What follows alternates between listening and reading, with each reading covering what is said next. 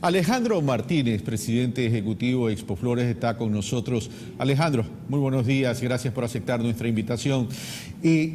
¿Cuál es la visión de ustedes y cómo evalúan, Alejandro, esta gira que emprendió el ministro de Comercio Internacional por países asiáticos y otros para efectos de lograr dos temas que son fundamentales para un país con economía dolarizada? La primera, colocar nuestros productos y servicios en los mercados internacionales, que son fundamentales. Y lo segundo, atraer inversiones. Esos dos objetivos son los que componen la esencia de la gira del ministro de Comercio del Exterior, Pablo Campana. ¿Cuál es el criterio de ustedes? Gracias, Carlos. Buenos días. Efectivamente, creo que la visión de ir a hacer este acercamiento tanto al bloque chino como a Estados Unidos tiene... Yo creo que tiene un poco más de repercusiones simplemente de generar más exportaciones y atraer más inversiones. Yo creo que tiene que enfocarse en generar una dinámica de exportación y de tráfico de comercio, ¿no es cierto?, que le genere un crecimiento en sí al Ecuador, vía, digamos, intercambio comercial y vía inversión.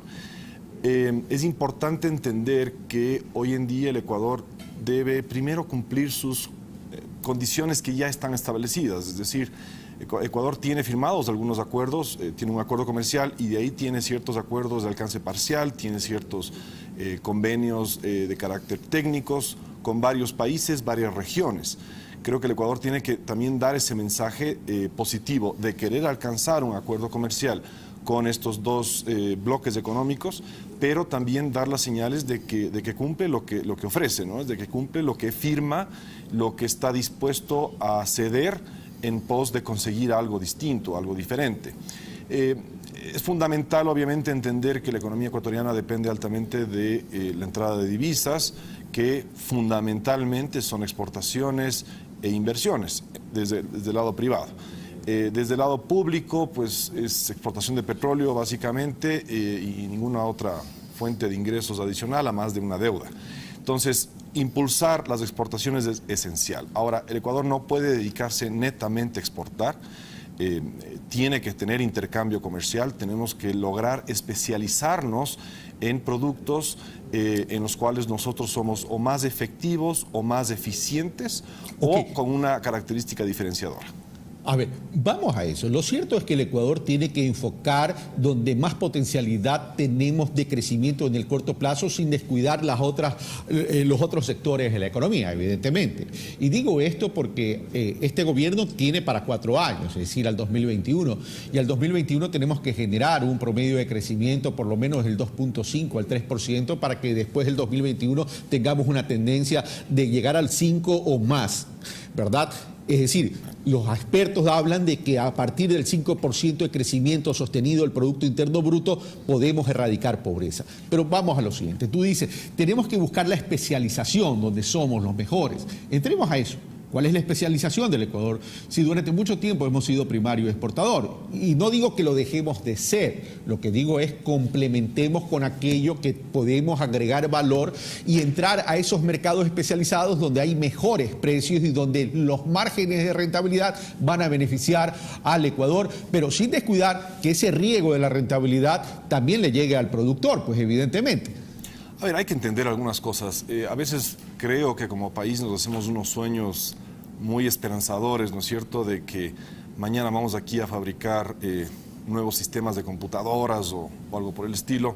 Yo creo que es importante asentarnos en la realidad. Muchas veces decimos, y decimos muy altivamente, ¿no?, que tenemos que innovar. Innovar no es realmente el que una idea salga de mi cabeza y simplemente se me ocurra algo.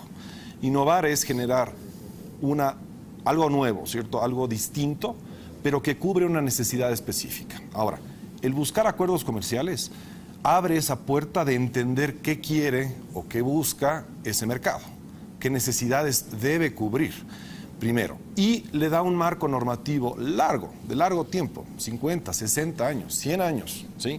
¿Para qué? Para que las condiciones no cambien. Eso va a fomentar eventualmente estas especializaciones. Si no hacemos ese tipo de aperturas, ese tipo de digamos, competencia sana, que es bueno, ¿sí? Ecuador no va a cambiar su matriz exportadora. Su matriz exportadora seguirá siendo banano, camarón, atún, flores y cacao. En general, te digo, lo importante de poder alcanzar este acuerdo comercial es que a partir o a raíz de poder generar esa estabilidad normativa, esa estabilidad tributaria frente a importaciones y hacia recepción de esas importaciones también hacia acá, ¿sí? Comienzas a fomentar justamente la especialización. La especialización es una consecuencia de algo, no es una preparación de algo, porque podemos prepararnos mañana para cualquier cosa, pero no sabemos si las condiciones de mercado van a cambiar, si nos van a cambiar aranceles, no sabemos muchas cosas. Okay. Pero Alejandro, esa es una visión general que comparto contigo, pero el tema es, tampoco lo podemos generalizar, porque sí tenemos que establecer diferencias entre oportunidades y riesgos. ¿A qué me refiero? Por ejemplo, China. Yo me imagino como representante de tu sector, el mercado chino debe ser tremendamente importante o para otros también, para otros exportadores. Pero el problema es que llegar a un acuerdo comercial con China también puede constituir un riesgo por la cantidad y el desequilibrio que puede generar en la balanza comercial, y en un país dolarizado como el nuestro eso nos pudiese generar tremendos efectos negativos. Juan Carlos Casinelli, exministro de Comercio del Exterior, hablaba de los riesgos que pudiese presentar China y algunos países asiáticos en ese sentido. Entonces el tema es a dónde nos enfocamos para encontrar esas oportunidades que, por un lado, nuestros exportadores puedan vender más, puedan colocar sus productos, sus servicios en los mercados internacionales, pero que no nos afecte la balanza comercial. Sí, a ver, Carlos, yo creo que a veces cuando uno no está en el comercio internacional, uno ve fotos, ¿no? Ve como que fotografías del hoy.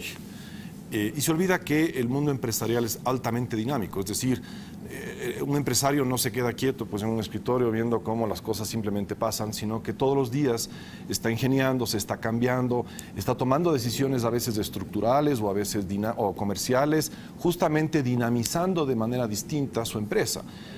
Te hago una pregunta a ti más bien. Cuando Perú firmó el acuerdo comercial con China, ¿por qué China no invadió Perú? ¿Qué resultado tuvo Perú? ¿Alguien hace 15 años se imaginaba que en Perú iba a haber una gran agroexportación de uvas? Nadie. ¿A dónde van esas uvas? A China. Principalmente China es el mercado de consumo de uvas que, pues, hace 15 años, cuando yo tenía bastante menos de edad, ¿no? Pues uno pensaba en uvas y decía, cuando Chile. tenías pelo. Cuando tenía pelo. Uno pensaba en Chile, en uvas, ¿no? Y sin embargo, Chile no es ahora el gran exportador de uvas, es Perú. Perú está generando ahorita casi lo mismo que Ecuador genera en camarón, solamente en exportación de uvas, en un espacio donde antes era desierto. Ahora, ¿eso es resultado o eso fue visión? No, eso es resultado. Eso es resultado de una motivación a una necesidad de mercado que la consumió China, ¿no? Y que obviamente empresarios peruanos de distinto tamaño pues comenzaron a invertir en este negocio que resultó ser muy bueno. Ahora, ¿hay perdedores en las actividades? Por supuesto, y por eso en los acuerdos comerciales se negocian plazos, porque uno sabe específicamente dónde no va a ser fuerte. Ya que asumiste el rol de entrevistador, no digo de periodista, porque a mí me critican que no soy periodista, sino que tan solo entrevistador, y está bien, soy entrevistador, soy ingeniero comercial. Recordemos que Ecuador, a diferencia de Perú, tiene el dólar. Tenemos dólar, nuestra economía es dolarizada, la economía peruana no es dolarizada, mi querido amigo, y los gobiernos tienen que ver en función del bienestar colectivo y no en función de un solo sector.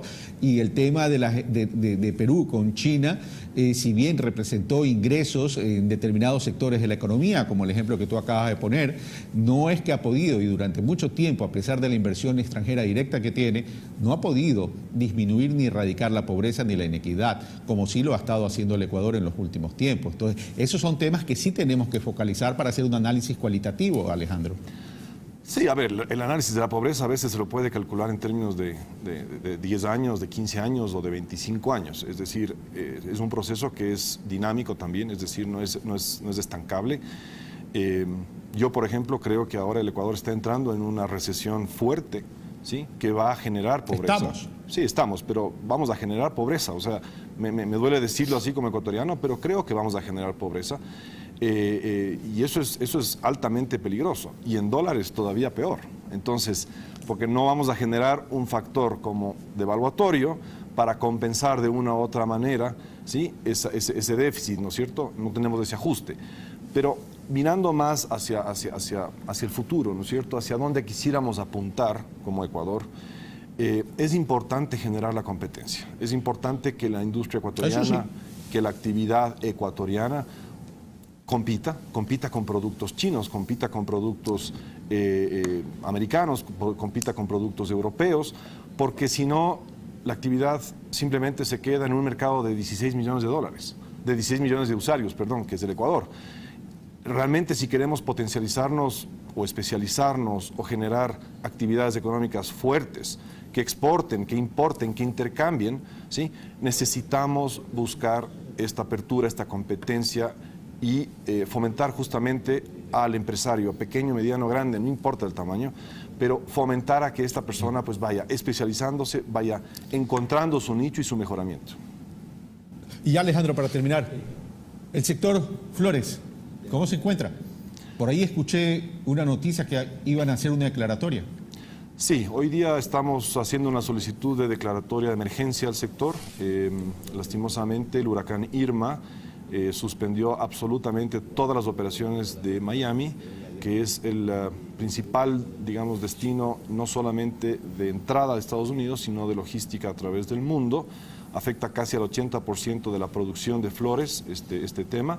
Por ahora llevamos 2 días sin exportaciones a ese destino y más o menos debería estar cerrado esto hasta el día martes, siendo optimistas, y todo este cierre lo calculamos bajo en unos 18 millones de dólares para el sector, que es bastante fuerte, en una época en la que obviamente la liquidez del sector es muy baja, ¿no?, que más o menos va desde el mes de mayo hasta el mes de noviembre. Entonces se vuelve bastante crítico, ¿no? Entonces estamos haciendo la solicitud de declaratoria de emergencia para reactivar los certificados de bono tributario y drawback de manera urgente, la exoneración del anticipo de impuesto a la renta y buscar líneas de financiamiento mucho más blandas y más rápidas, porque obviamente la emergencia ahorita requiere de liquidez para el sector, justamente para sustentar este traspaso que es bastante fuerte. Alejandro Martínez, muchas gracias por estar con nosotros. Bueno, cuando estaré en Quito, espero tenerte en el estudio de forma personal y que me hagas la broma que fuera de cámara me dices que me ibas a hacer. Encantado, aquí me quedo con la broma. Un abrazo. Bueno, nosotros hemos terminado por el día de hoy. Soy Carlos Rabascal. Síganla en sintonía de su medio público. Sí, señores, su medio público. Esto no es cuestión de entrevistar a uno solo. El mundo, la vida no tiene una verdad, tiene varias verdades y todos los ciudadanos merecen ser entrevistados. Esto no es cuestión de blanco y negro. Como dice el Papa, hay franjas grises que hay que considerar. Hay franjas grises que hay que considerar. Es momento de salirnos de esa camisa de fuerza, de mirar tan solo para atrás. Tenemos que hablar en función de país. Tenemos que hablar de que el Ecuador tiene que convertirse en una nación con capacidad de generación de oportunidades. Tenemos que comenzar a ver en un horizonte de tiempo. Pero si seguimos como carro loco, simplemente a través del mismo círculo para ver con quién choco, no vamos a salir del subdesarrollo, no vamos a salir de ser un país emergente. Tenemos que comenzar a ver en horizontes de tiempo. No me vengan a decir que no se puede planificar en el Ecuador. La vida es de planificación, organización, disciplina, ejecución, pero al amparo de un atributo que es fundamental, que más que un atributo es un valor, la solidaridad ciudadana. Hay que erradicar la pobreza, hay que recuperar la ruralidad, hay que recuperar el sector agropecuario, hay que engancharlo con la agroindustria, hay que comenzar con esa reconciliación que requiere el país. No es cuestión que nos insultemos, es cuestión que para alcanzar ese buen vivir, que muchos de los ecuatorianos y muchos de los políticos se llenaron la boca y decir se aprobó la Constitución de Montecristi, para alcanzar ese buen vivir, primero tenemos que establecer un buen convivir. Soy Carlos Rabascal.